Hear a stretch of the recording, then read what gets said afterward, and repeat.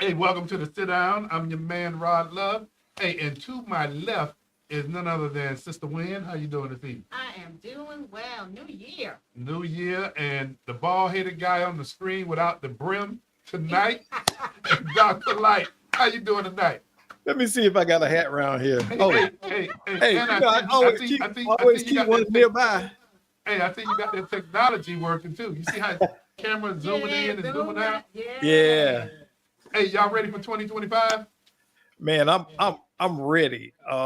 This is gonna be a great year. I just feel it. I think I think we're gonna see some exciting things and um, just continue on our journey of educating and transforming. You know, the community and people. Around. And let me say this. I know y'all know I can talk, but I want to say this because I want people to hear my heart on this. The two people on the screen with me are some of the most genuinely community oriented people you'll ever meet. Their heart and their desire is to help the community at large prosper. It doesn't matter about race, creed, color, or class. It's about helping people become their best and be their best. Because let's face it, when my neighbor is better, I live better,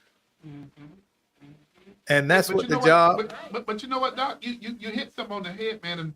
And yeah, we're gonna get into our discussion tonight. But you know how people go into the new year, and I ain't gonna lie, I used to be one of them. But go into the new year and start talking about New Year's resolution. Hey, you know what? I stopped that, and I ain't ashamed of my age, but I stopped that about 20 years ago because I don't wait till New Year to start declaring I'm gonna live good or live better. I strive to live good all year round.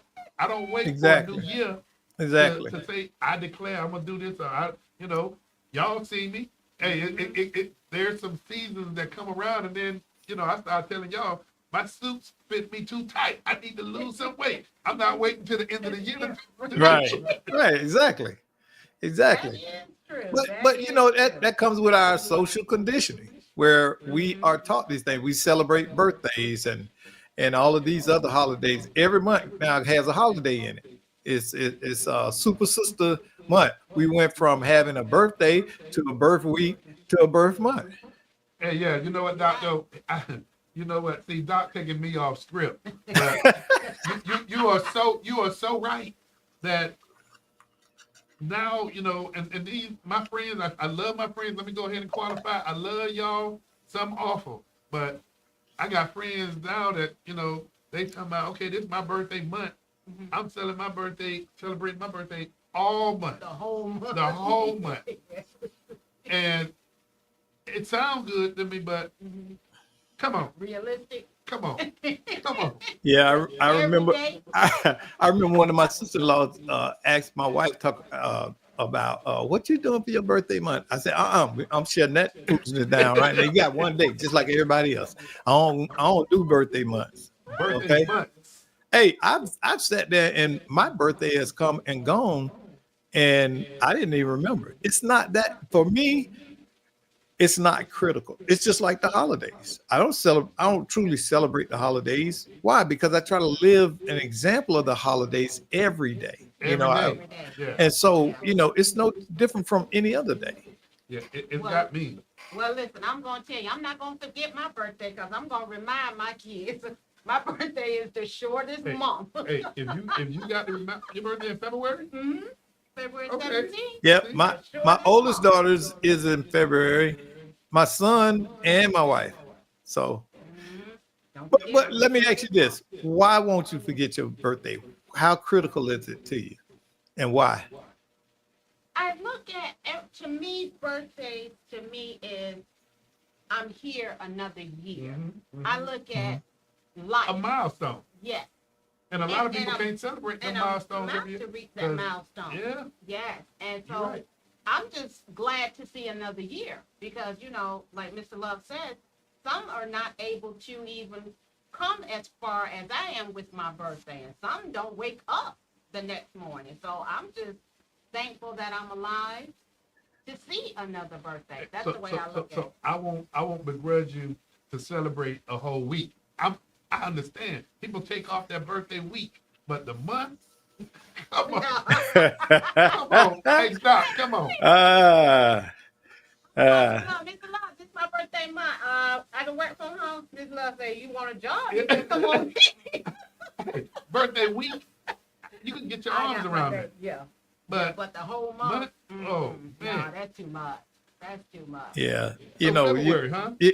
but Okay. you got to take those moments to celebrate yourself all the time. You should be celebrating yourself all the time, as Yeah, often you're as right. you can. You shouldn't just get jewelry on your birthday. Um, you know, when we first got Your married, husband tuned in because your I birthday was- coming up. I hope so. I was one to buy stuff for my wife, but then I found out that wasn't her love language. Her love language is pack a suitcase and go to Jamaica, if or to the beach. Now, if I could take that girl to the beach every day, She go, huh? she'd go, Yeah. and she'd be just as content. Yeah. And just like that, Doc, it's the small things. Right. It doesn't have to be anything extravagant. It's just Right. the small things that. Because a lot of times those You know- those grand gestures get lost. Here's a perfect segue into when you talk about those small things. hmm Tonight, punch list, Doc, I'm going to dive into it. The punch list is, we talk about do better, be better, and we're talking about we shouldn't wait till the new year to do it, but let's go ahead and get into this constructive conversation. And that conversation is, and Doc, I'm going to take it almost verbatim, and thank you, man, for the night.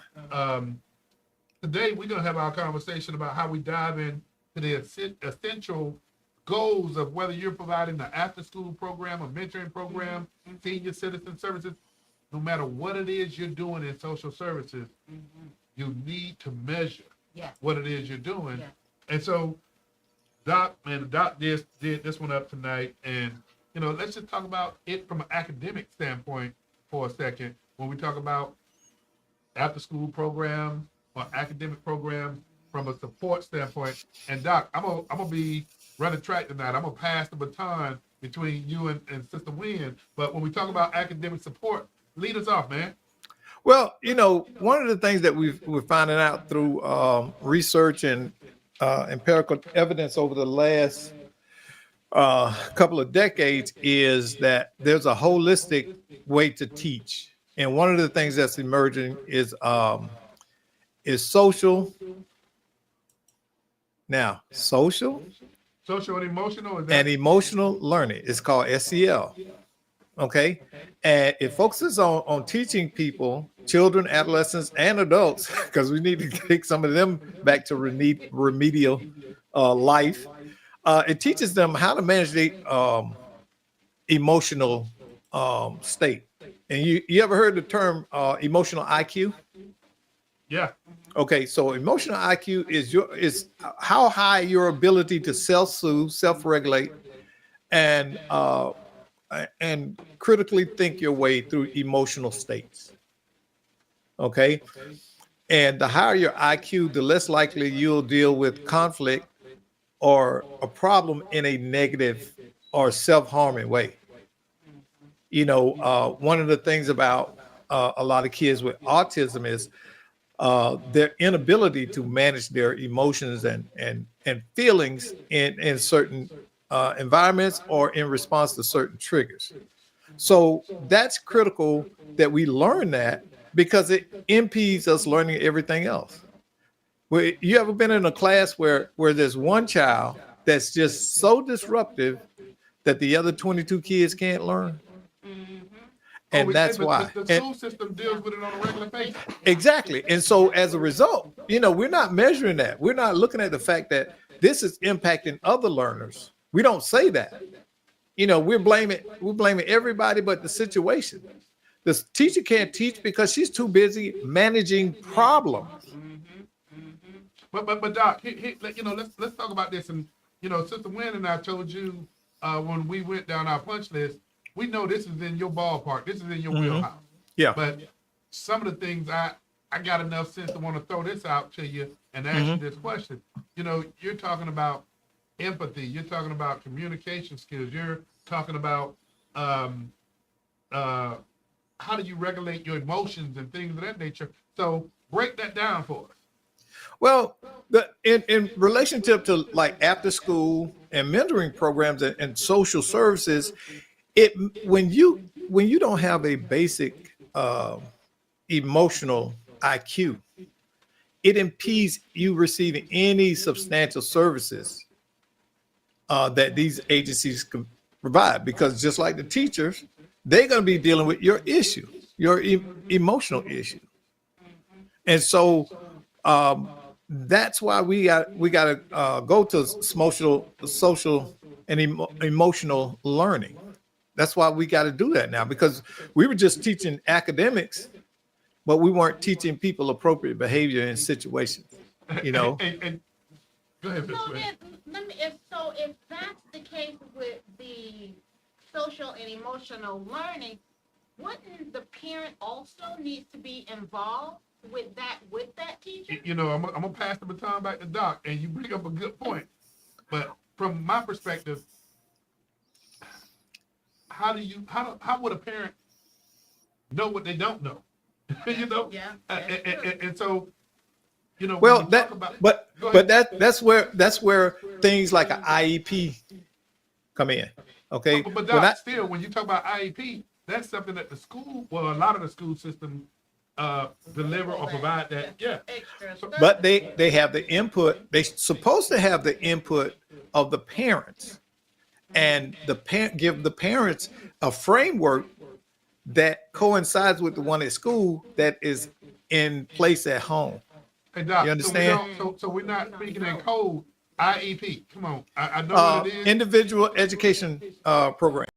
Okay, And okay. what it is task and identified tasks through assessment on what the child needs right there, the right then to meet their educational goals. Okay, because again, IEP is about addressing certain impediments to learning. We say, okay, and it's not necessarily bad things like behavior. It could be something like health. Okay, a child that's frail and fragile can't sit there 8 hours a day and do that level of work. So we got to tailor a program.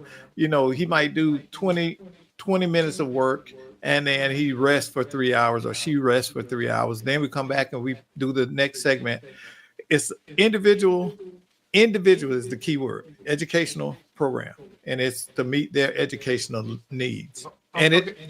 Now, the crazy thing about it is they often try to make it in line with peers, and that's the craziest thing to me. And I When you always say make it argue. in line with peers. What do you mean? What do you mean? they want this, they want same or similar academic outcomes, and the that's level. that's just not.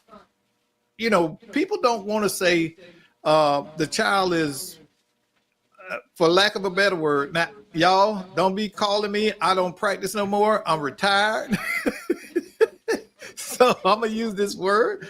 But they don't like to use the word retarded. But retarded means held back. Okay, it means something is impeding your growth, retarding your growth. So that makes you different. And I can understand the stigma behind it, because it's not a word that I really like, Right. because it doesn't encompass it. I like different ability, because everybody learns differently. Some people are tactile, some people are auditory, okay, and some are my mind went blank right there, but it's tactile, auditory, and Remember when we had- visual learners. Remember we had Mr. Is it Henley that was on the show? Yes, with his son. And he talked about the things Doc was Yeah. talking about. Yes. Yeah, and so in that, one of the things that we're not doing is creating a continuum of intervention from school to after school to home to address the things in that child's life. And it just imagine if school, after school, and the parents were all on the same page. Oh, the classroom would be a Right. lot better. Right, than what because they it are now. yeah, because that will shape the child's interaction and expectation. If I'm expected to behave this way at school and after school and at home, that enforcement, that reinforcement will take and stick. Well, Doc, here's what I'm gonna do, because I do want to move us on, but I can't move us on until I hit you with this last thing. And I see, as we're having this discussion, one of the things I mentioned, just from the research that we have here, it talks about empathy, it talks about communication and emotional engagement. But here's something that a lot of people don't distinguish between the two, and they make one synonymous with the other when they're totally different. When you talk about empathy and sympathy. And Doc, you yourself would know that a lot of people look at them, unfortunately, they view them as the same. You know, when you talk about empathy, you're thinking about the feelings of others. But then when you talk about sympathy, feeling sorry or pitying somebody.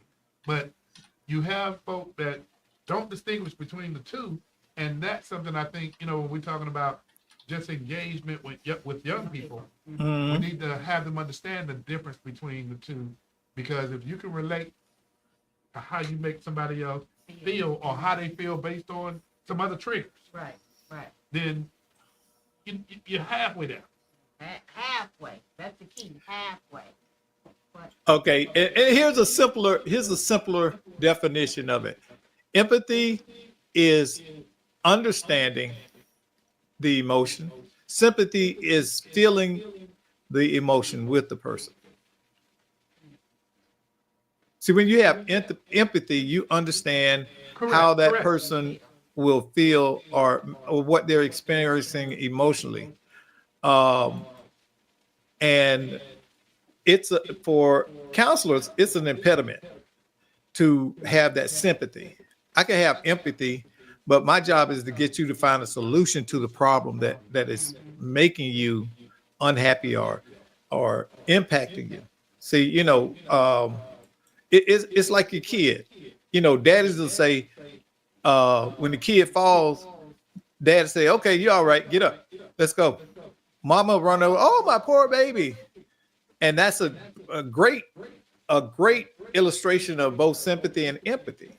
Man, I'm about to put us back on the right course, and you about to take me right off of that course, because Doc is going down a path for another show when you want to talk about and this is what I'm gonna reference it, men raising boys versus women. mama boys. Yep. You know, that boy, I tell you, that can take us deeper into a discussion, and I don't want to do that, because me, you, and Doc will get so entwined in this, the time will be gone. But and our purpose is to get our folk arms around that. No matter what services you're providing, it is critically important that you measure whatever it is you do. Yeah. That whole mama boy, that we need to do a show about that, because there's a lot to unpack in that. Well, it's a lot to impact. Yeah, he kept taking me off script. It's a lot to impact. Yes, it is. But you know what? I think there's a lot of tragedy that's taking place, because you don't see. I mean, I see, and we always talk about this new young generation, is a totally different generation. Yeah. You see more young men that are not picking up the torch of being a man yet.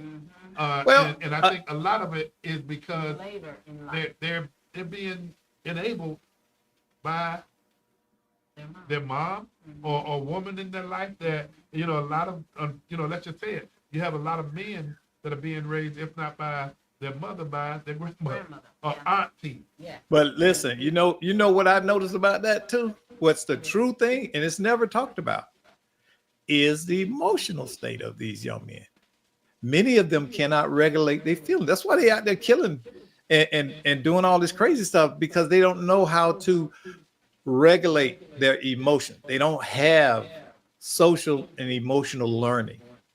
They don't know what's inappropriate. If it feels good, they just do it. If But they Doc, think, I'm gonna disagree with you. I'm gonna disagree with you okay, to this extent. To the extent that these young men, they know the difference between right and wrong. I mean, Yeah, they do. yeah, they know the difference between right yeah, and wrong. okay, but what makes you assume that they do? You saying they know, and this is oftentimes a this could be a critical blockage to us providing help, because we often think that people know better, and we assume that based on cultural what we believe are cultural norms within our culture. You know, we came up. You had to get in that house before the street lights go on. It was certain things that we were told to do, and then expected to do them.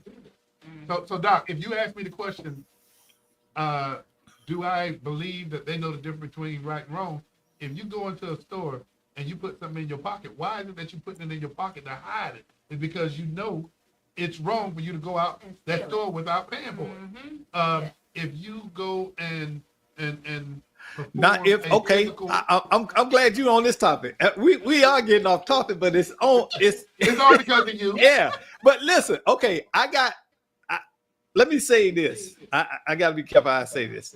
There's a part of my family tree where the mom taught the kids to shoplift and boost. Okay, and they were in Walmart. And I ran into them, and I knew what they were in there doing. Okay. But because mama had taught this to them, because she did it, and she wanted to enlist their participation. Wrong, Doc. They still knew it was wrong. But it was validated by mom. Society says it was wrong, but mama said it was right. I get where you're going, but I am not going to agree. It's, hey, mama knows it's wrong too. They know it's wrong too. But to what extent psychologically and critical thinking is a barrier to the idea that it is wrong for them? Hey, here's I'm gonna use one word for you, and that word is consequence. Yeah, people don't care about consequences now. And since you took us off topic, and Sister Wynn, you're the sister in the room, so I'm gonna ask you, and I know your son. I watched him grow up. Between you and your husband, who I know as well, who's the heavy? Because my daughters will say I'm the heavy in the house. Who is the heavy? Doc like this. Hey, because I'm just no nonsense. I know that there's a real world out there, and I want my daughters to be prepared. And no, I'm not gonna be. And my wife, you know, she tightens them up when she needs to, but they know I'm the enforcer. Yeah. And my husband is the enforcer too, because he tells my son, not just my son, my daughters, you have to realize we're not going to be on this earth forever. We are going to pass away. We need to know that you're able to take care of yourself, and that you know the difference between right and wrong, because there's consequences for everything. Every action. You're right. Everything that you do. And it's not only what you do, it's what you say. Because once it comes out, you can't take it back.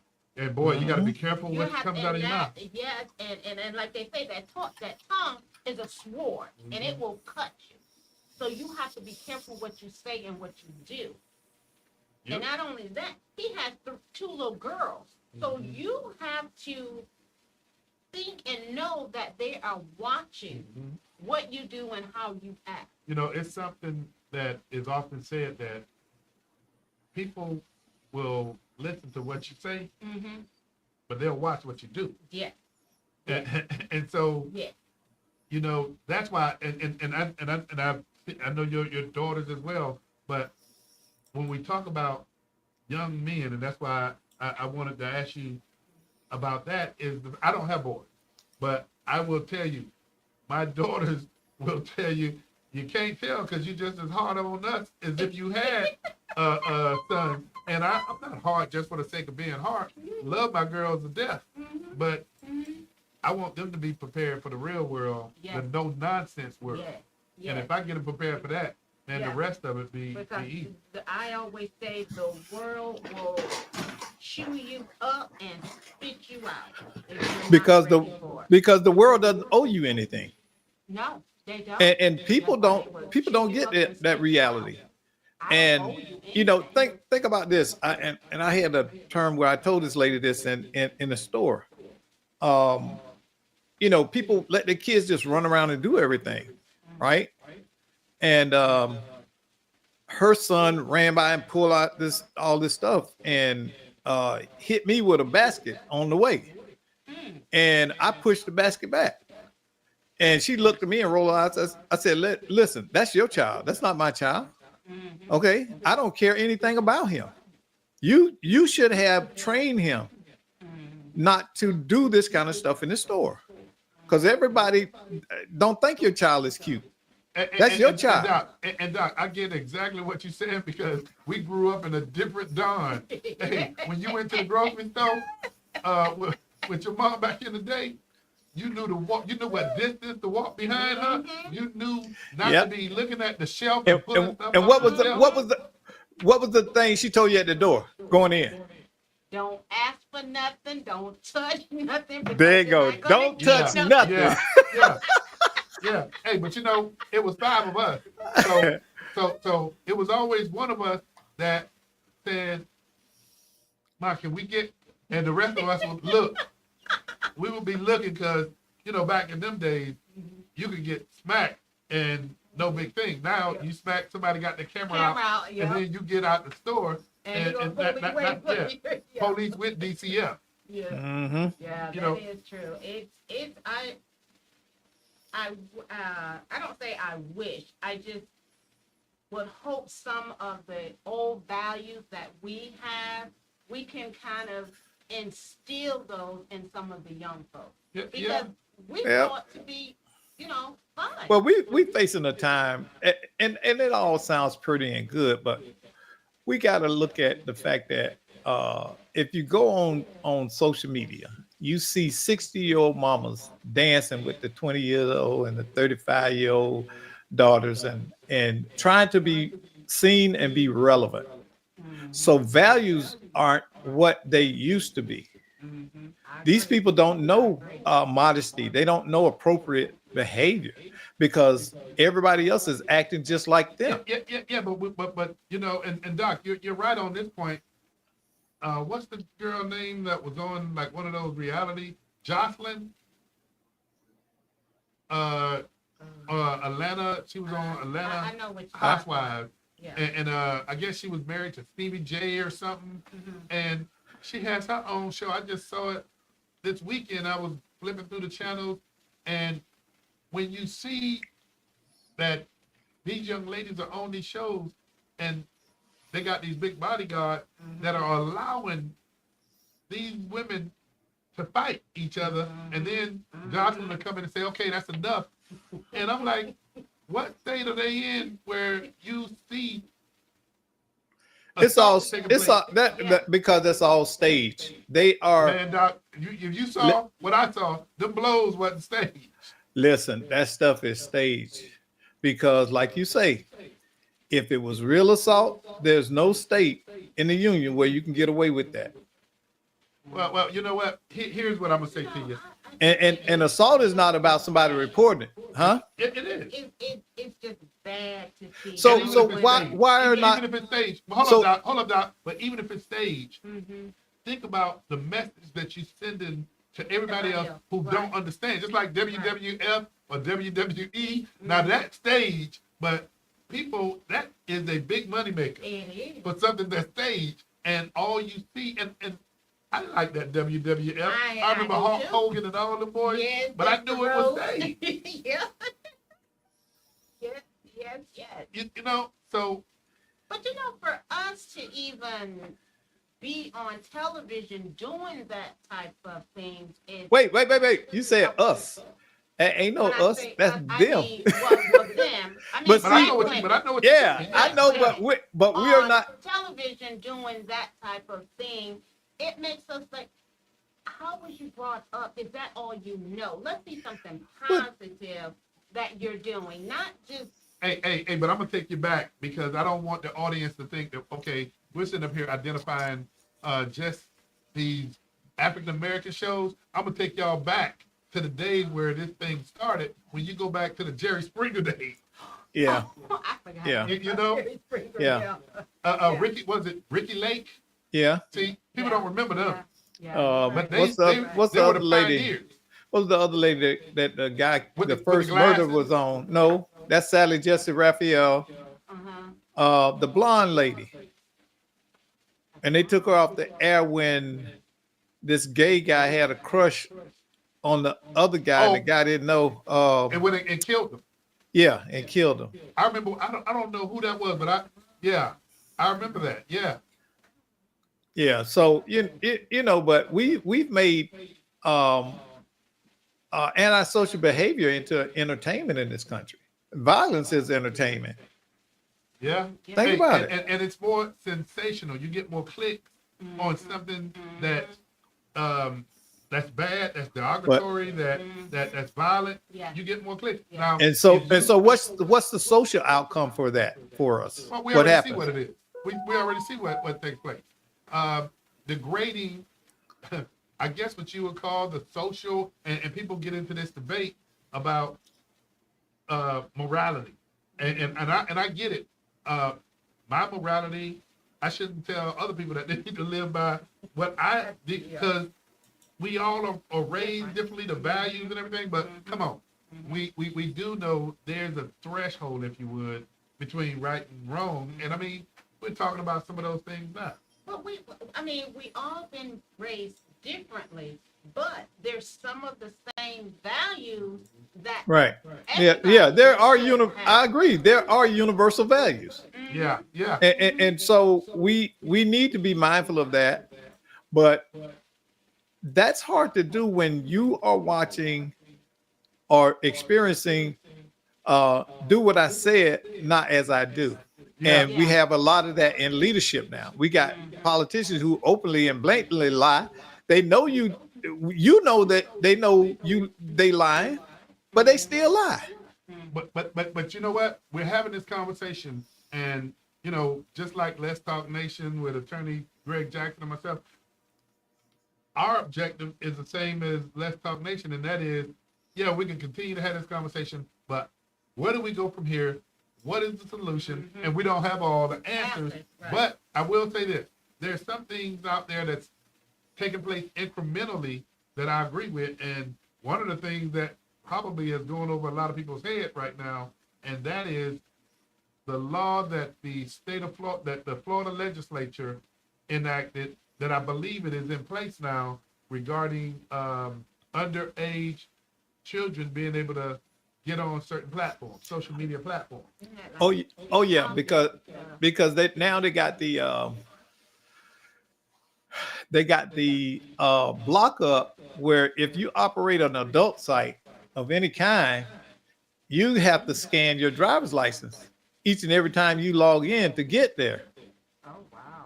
Now, it's a stupid law. You know why it's a stupid law? Why? Because you can use a VPN.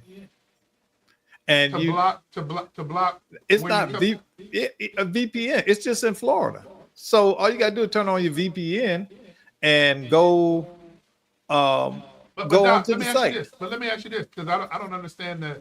I mean, I thought the VPN really disguises where you're accessing. People can't know where you're accessing the internet from. Is that correct? Right. Okay. So I'm sitting in Florida.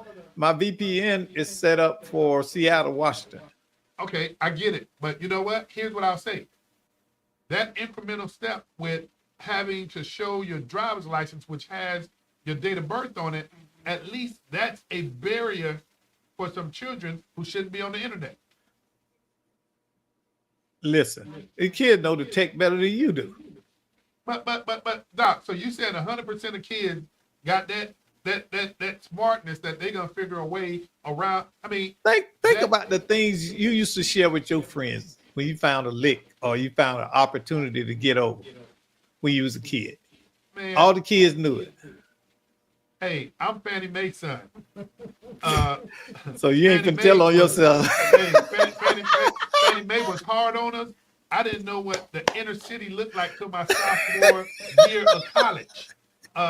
So what I'm saying is, Florida's population is like 20 million people or something like that.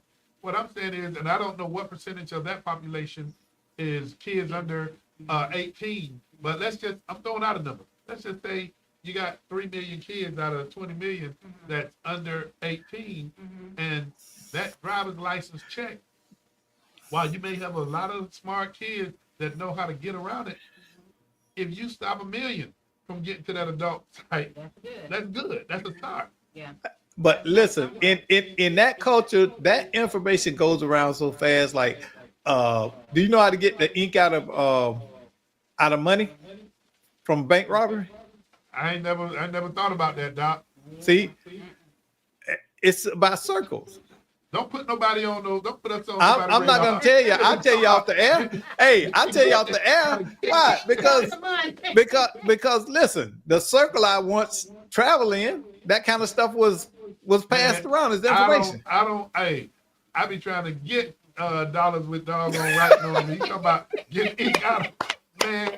Not just using that as an illustration. What I'm saying, Well, nobody's Hey. contacting us. what I'm saying, there's not going to be a cure for everything. No, it's but not. It's not. because somebody said, let's See, put an y'all- impediment or a barrier in place. If it's out of 3 million kids in Florida, if it stops doggone a percentage of that, that's a doggone start. And out of that wide net, you definitely are gonna be saving some kids' lives that would go on a site and mess around and a super predator identifies them. So Exactly. End up meeting Yeah. somewhere and yeah, we're not gonna fix everything 100%, but in increments, whatever we can do. Yeah. I gotta applaud. I mean, again, this social media piece that prohibits, and it's not 18, Doc, or under 18. I thought it was like 15, 14 or 15 years old. It's 14. They can't have a if they're under 14, they can't have a platform on a social platform. media. Yeah, they can't have an account. Hey, but Doc, and Sister Wynn, here's something that I did with my kids, and I think about it, and I think, with a car, when you are, 15, you can get your learning permit or something. Have to drive a year. They have to drive a year, and then, you go back and get your operators, but you have to be learning, you have to be training on Yes. how to drive. Yes. So here's what I did with my daughter, and I still have one that'll be 18 next week. One is 22, and my baby girl will be 18 next week. I realized that if I just didn't let my kids get on social media, and then once they turn 18, and even 18, my kids don't walk around talking about I'm grown. Not the feet. Now they might slip and say something like that to their mama, but not to me. But anyway, I had enough presence of mind to know, don't hold them two girls back, and then they turn 18, and then they go on social media and not know how to manage. Yes. And so Yes. while you still can kind of ball their shirt up in your hand, that old man ball your fist, ball your shirt, jack up. Listen, you're a good daddy, because a lot of folks don't understand that the impact that fathers really have on their daughters. When a girl sees her father perform and act in a certain way, that becomes her model for what men are. Yes. So a daughter raised with a father who he does what he says, he does not mistreat them, is going to be very selective in who she chooses to have in her life.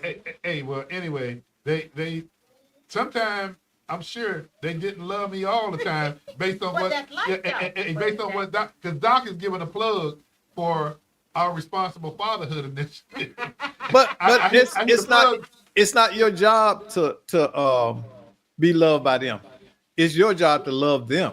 Man, my job is daddy. And Doc, I set him up so he can throw that plug in for responsible fatherhood. But we do have an initiative, and Doc and Sister Wynn are directly engaged in this initiative. But we partner with the Experienced Christian Center with Bishop Derek McCrae, who operates a responsible fatherhood initiative, and we also partner in Seminole County with No limit, Mr. Pernell Bush with No Limits. And basically, that objective is an introduction to responsible fatherhood. Right. And y'all notice I didn't just say fatherhood, responsible fatherhood. And Doc, if you would, and then I'm going to pass the baton to Sister Wynn, give a little piece of the curriculum that fathers are engaged in and why it's important. And we're not telling anybody how to be a father. Well, I hope you don't mind. I'm gonna play my little spiel here. I'll let them hear it. Responsible for the survival of their families, often engaging in Turn it up some. You still can't hear it? Nah, Doc, that ain't. We gotta Okay. keep going. All right. So anyway, responsible fatherhood is about empowering men who may not understand what it means to be a father in its fullest. We're not talking about biological fatherhood. We're talking about fatherhood in its totality. Who's there for the physical, emotional, and all aspects of raising that child, being involved, being engaged with the other parent, being engaged with the community on behalf of their child, making sure that they understand that being a father is not just an aspect of giving them money, but being there to make sure that they grow with structure. I'm glad Doc said that money part because what Doc just said, and I'm gonna interpret for you. Being a father doesn't mean I'm your gravy train. Hey, Yeah. Doc, so Doc hit it right on the head. So, Queek, give your perspective on our responsible fatherhood initiative that being facilitated in Orange County by the Experienced Christian Church and in Seminole County by No Limits with Pernell Bush. Give your perspective on this initiative. The initiative with responsible fatherhood, just like Dr. Light said, it's not being that biological father. You could be a surrogate father, or you can step in for being that father figure for your nephew, your niece, or whoever it may be, to show them the right way and the right things to do in life. It's manage your money, management of money. Being able to communicate with your child. I think that's very important, communication, that dialogue back and forth. And it's not just the fathers that are in the home, it's fathers that's out of the home, it's fathers that are not with their children's mother. The other aspect of it, and you hit it right on the head. I don't know about y'all, but me growing up, my mother and father got a divorce when I was in the 4th grade. We're also inclusive of father figures, and you mentioned surrogates. Father figures are just as critically important as biological fathers. Yeah. Well, see, that's because it's a choice. Being a father is a choice. It is a choice. You're saying that I love this person, I love this child, and I'm going to be there to make sure that they become the best version of themselves to live in this world, and I'm invested in that. Being a daddy means. Let me throw this out. See, you and Sister Wynn, y'all sit up here, and I know I was going to say believe it or not, but I know y'all do believe it. Y'all challenge me to challenge y'all. Y'all challenge me to challenge our audience, and the way y'all challenge me is this. And let me get this plug out for anybody who's watching this show, whether it's you or you know somebody that can benefit from enrolling, and it's totally free. Enrolling in the Responsible Fatherhood Initiative. Please, and Doc, if you get this going across the bottom of the screen, you can call 407-494-2406 when the person answers the phone, let them know that you're interested in the Responsible Fatherhood Initiative in Orange County or Seminole County. Give that phone number one more time. 407-494-2406. Call and let the person who answers the phone know that you're interested in participating or enrolling in the Responsible Fatherhood Initiative for Orange or Seminole County. But here's what you two have challenged me on. Even though the title is called Responsible Fatherhood, I pride myself on being the best daddy that I am to my daughter. And the reason why I say daddy is because anybody can be a father. Yep. You're right. Anybody No can be. nation affirmed. Yeah. Anybody can be a father. For me, and I could be wrong, Doc, and I don't mind, Sister Wynn, being wrong. Okay. But a father, I'm gonna just say, you can lay down and get up and find out you're a father 9 months later. The difference is when it comes to me and my role with being the daddy to my daughters, or being a what you want to call father figure, being that daddy figure to some of these young men that I watch grow up. When they call me and ask me, "Hey, Mr. Love, she doing this, man, I feel like doing that." I tell them, out of love, being that daddy figure, if you would, no, you do that, you're gonna get in trouble. Yep. Consequences. We gotta discern, and we also need to educate. I love the title, Responsible Fatherhood. Lovely title. But which one do you value the most? Being that father or being that dad? Which one? Well, so many young men are anchored in the idea or the understanding that their father not being there somehow impedes them from being a great father. I didn't meet my father until I was 13. He was always a voice on the phone. Now, what that did, that was a negative experience for me that I turned into a positive. And I never wanted to be the kind of daddy that he was.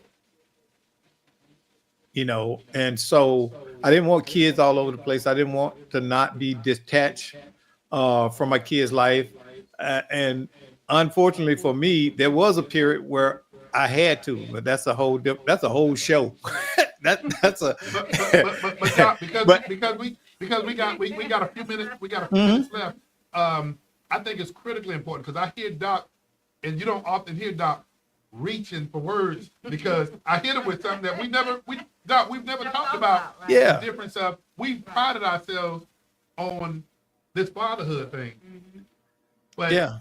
we need to go ahead and maybe for the next show, we put this promo out, which holds a high value. I mean, we got a lot of folk that aspire to be a father one day, but boy, there's some tough things that come with being a father, and that's that being a daddy. We need to have input from the people to talk about their dads, because one of the things that we will find out is that actually African Americans are the most engaged fathers with their children. It's a dishonest stigma that's been attached to Black men as being absentee fathers, or we allow Black women to go around saying they're a single parent. How can you be a single parent? It takes two people to make a child. We're gonna follow back up on that. You're not a See what's on single. the wall down there, Miss I Wynn. think, Yeah. to me, daddy. I'm a daddy's girl, and watching my dad with his work ethic, watching my dad communicate with his mom, and not only that, with my mom, it was like that was my dad. My dad is the one who taught me how to tie a tie. Well, you know what? On that note, Attorney Greg Jackson taught me this. He taught me how to keep people ready for the cliffhanger. And you and Doc, y'all don't respect the time. y'all don't respect the time. But here's for our viewing audience. Hey, next week, and we're going to put a promo out so that we can have you join in. But the conversation is going to be the difference between a father and a daddy. Which one do you value the most?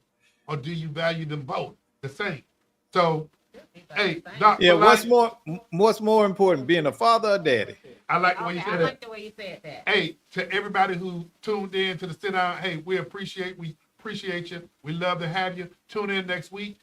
And boy, I tell you, I'm really interested in finding out what the response is going to be. So with that being said, hey, thank you for tuning in tonight. We look forward to seeing you next Monday. And hey, we welcome you to the sit down.